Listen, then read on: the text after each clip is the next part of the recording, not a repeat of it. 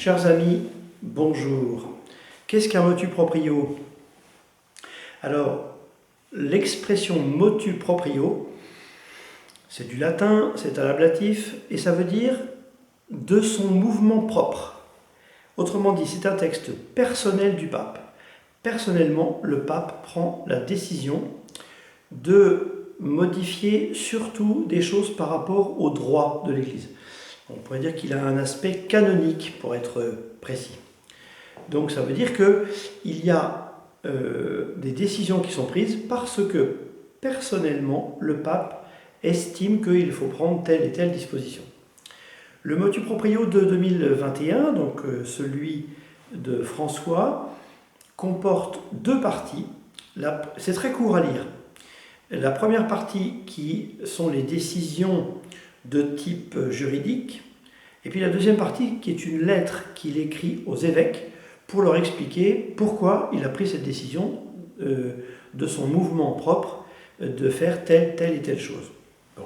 Et donc le sujet du motu proprio, c'est les restrictions que le pape actuel, François, met à la célébration de ce que l'on appelait jusqu'alors la forme extraordinaire du rite, le rite ancien, à qui on donne plein de noms, la messe de Saint Pie V, le missel du bienheureux Jean XXIII, la messe tridentine, enfin voilà. Donc, je reviendrai peut-être là-dessus. En tous les cas, le motu proprio est un texte juridique, court, et sur lequel on peut revenir. Je dis ça parce que, par exemple, vous voyez, quand le pape enseigne, il y a plusieurs degrés. On appelle ça les degrés du magistère. Le magistère, c'est quand le pape enseigne. Donc le degré 0 du magistère, on pourrait dire ça comme ça, c'est quand le pape envoie un tweet ou fait une déclaration dans la presse ou dans un avion, ou quand il parle à un journaliste ou qu'il fait une vidéo. Ça, c'est vraiment c'est le degré 0 du magistère. C'est quand même le pape qui s'exprime, donc on écoute, on fait attention, on se demande pourquoi il s'exprime ainsi, mais on n'est pas obligé d'adhérer à tout, voilà, comme si c'était l'évangile. Bon, c'est une déclaration, ce sont des déclarations qui sont assez basses. Le motu proprio est un petit peu au-dessus de ce degré 0, mais il n'est pas très élevé dans l'autorité, on pourrait dire, pontificale, parce que ce sont des décisions sur lesquelles on peut revenir. Il se trouve que le pape Benoît XVI, son prédécesseur, avait fait aussi un motu proprio le 7 juillet 2007, dans lequel il avait pris des décisions sur lesquelles le pape actuel, François, est revenu. Donc ça veut dire que le motu proprio est quand même très lié à l'époque, au temps, au pape, aux circonstances, et pas quelque chose de complètement pérenne. Je prends alors un exemple tout à fait opposé. Le degré le plus haut du magistère, c'est par exemple quand le pape Pie IX, en 1854, a déclaré « Marie est Immaculée Conception ». Alors là pour le coup, quelqu'un qui dit qu'il n'est pas d'accord avec le pape Pie IX sur l'Immaculée Conception, mais il n'est plus catholique. Vous voyez ? Bon. Quelqu'un qui déclare qu'il n'est pas d'accord pour dire que Marie a connu une assomption à la fin de son existence, comme le pape Pie XII l'a défini en 1950, mais il n'est plus catholique. Il sort de l'enseignement de l'Église catholique. Bon, donc c'est donc un degré de magistère très élevé. Voilà. Et puis, il y a par exemple le concile. Le concile est le concile Vatican II, le concile de Trente, ou les deux plus connus, Nicée et Constantinople, puisque nous disons un symbole de Nicée-Constantinople, comme on dit. Bon. Alors ça, c'est un concile, c'est un degré de magistère très élevé. Bon. Et puis une encyclique, c'est un petit peu moins élevé, mais c'est quand même important quand le pape écrit une encyclique, ça a beaucoup de poids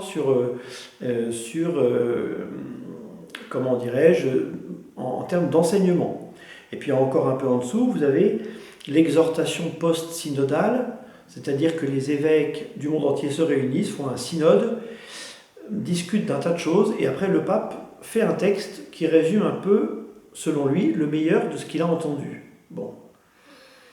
Et donc, vous voyez, il y a plusieurs degrés dans le magistère. On n'est pas obligé, c'est un point important ça, on n'est pas obligé, et ça aide beaucoup à conserver, on pourrait dire, du calme et de la sérénité quand il y a une polémique autour de cette affaire. On n'est pas obligé de tout adhérer, d'adhérer à tout. On n'est pas, les catholiques ne sont pas les adorateurs du pape. Voilà, nous sommes les adorateurs de Dieu. Et nous écoutons le pape avec intérêt en nous demandant, et c'est vraiment ça l'esprit de mes vidéos, en se demandant pourquoi donc le pape dit cela, quelle est son intention, qu'est-ce que ça va apporter à l'Église, avant de savoir s'il est pour, contre qui, contre quoi, enfin voilà.